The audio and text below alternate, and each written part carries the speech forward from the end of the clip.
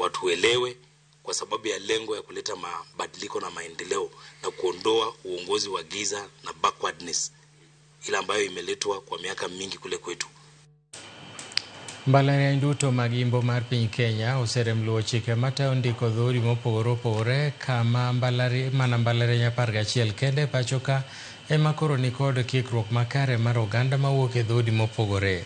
Ma en kaluwore gi lipot mogol kod duol mochung' ne kelo kwe kod riwo wi oganda e pacho ka NCIC mawacho ni mbalariany duto mag sirikal pok ochopo kare chiwo thuolo moromo ne joma nigi ng'ol kaka chik dwaro.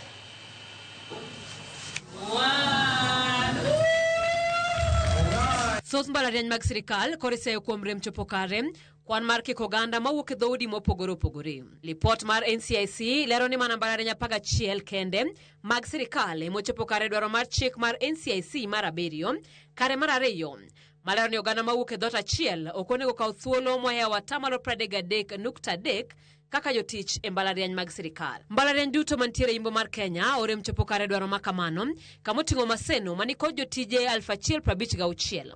E kwanno joluo gin 664 ma en 62.8. Iluwogi machiegni kod jowaluya ma gin 218 e 20.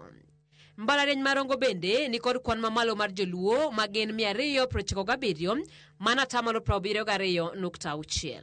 Tomboya bende taya makamano menyo ka kuom jotije 94 58 ma en 61.7 gin joluo kiluwe mabor kod oganda jowaluya ma gin 12 e 12. Mbalariany ma Kisii kod Moi bende ndiko kwan mamalo mar jodhok achiel ataro mar chik. Kisii ondiko jo Kisii 379 66.7. Kaito jolang'o 55 ma en 9. Mbalariany ma Moi ni kod jolang'o 1461 ma en 62.9. Kaito jowaluya 286 ma en 12. Jotich duto e mbalariany no gin 2,324. NCIC kata kamano puoyo mbalariany 11 motimo maber kik oganda mawuok e dhoudi mopogore e thuolo mag tije. Mbalariany ma Embu otelo listino ka kuom jotije 424 jo-Kikuyu gin 98 mochung' ne 23.1. Multimedia University luwe kod jotije 386 kaka bila motelo gido kuche ma gin 92 e 23.8. Egerton ni kod jotije 1,305 okuche gin 333 e 25. Mbalariany ma Nairobi bende ni kama ber ka kuom jotije 4,000 gi wiye okuche gin 979 mana 28.6 e kin mamoko. NCIC lero ni moko kuom midhiero mamono mbalariany chopo dwaro makamano en kaluwore ni moko kuomgi nitiere chuny pinje ma dhok achiel thothie.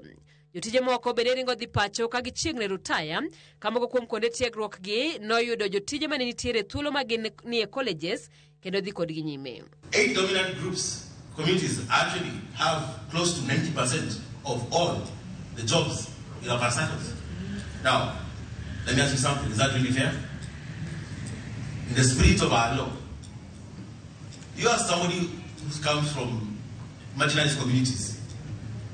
You've really struggled to come this far, and then you try to get a job, and this is the reality that we have. 8 communities control close to 90% of jobs here, and 90% of $1 trillion Kenya shillings.